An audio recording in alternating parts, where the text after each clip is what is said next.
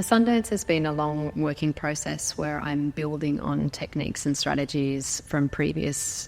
projects and performance works, but is really grappling with the idea of the relationship between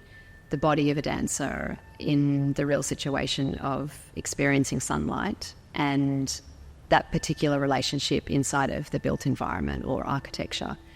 So I spend a lot of time on site at the National Gallery to really think about the way in which the sunlight comes into the building at different times of day and different times of year, and observing through sight and making sketches and taking photographs to really try to understand the specificity of the actual sunlight as it approaches and enters into the building. I work in the studio too, and I make a lot of drawings and watercolours as a way of thinking through the concepts and thinking through the visual overall aesthetic of the work. And those watercolours are really important, informative moments where I start to make some decisions about the texture of gesture and colour and the relationship between forms and how that might relate to time. I spent some time in the archive of the National Gallery and specifically looking at Colin Madigan's papers, who was the architect of the original building. From some of the Colin Madigan papers, the sunlight was described as being a visitor's guide throughout the building, and some of the skylights that were in the original building were placed in such a way that the audience would be able to follow their intuition in terms of following the light towards the next gallery stage. And so it's functional as well as aesthetic, as well as really core to the spirit of the building. Angela and Ivy and I have spent quite a number of years developing a quite specific choreographic set of techniques and practices that we have brought to site at the National Gallery and attempted to kind of bring a practice into harmony with some of the structural elements that are happening in the architecture as is. This practice in the work of Sundance is a really important and foundational kind of concept for the work, because it's essentially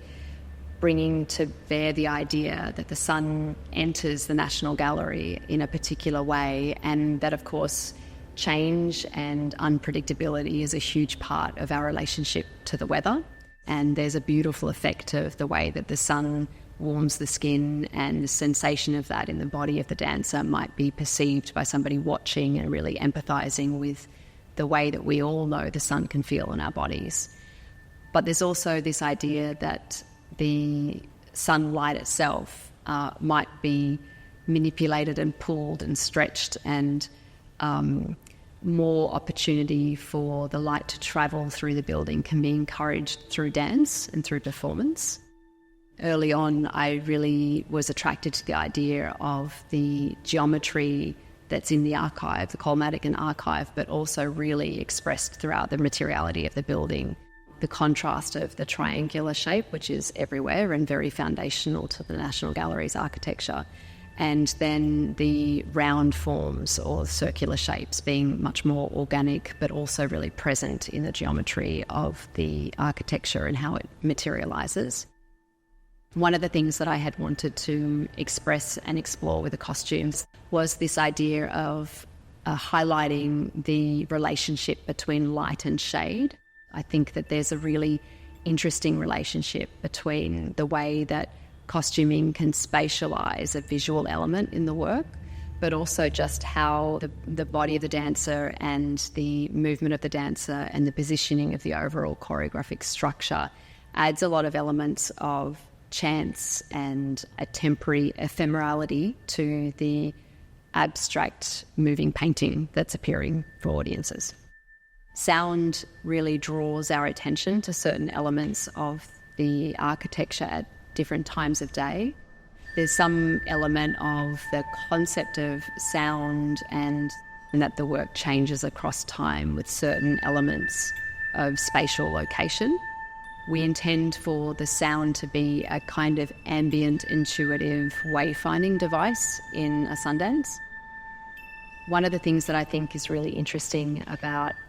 experiencing a performance work like a Sundance in the National Gallery is that people might come to the museum and not be expecting to see a performance work, but suddenly there is a crowd and there is some kind of spectacle and there is the opportunity to witness something quite different and unusual in the gallery space.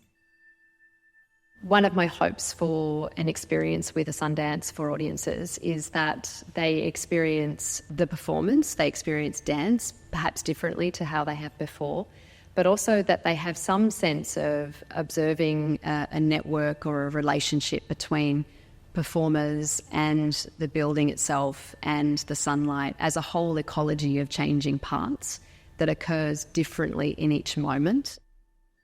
In some ways, with a Sundance, I'm providing just a sense of a frame and a kind of event to observing what's happening naturally in the building anyhow.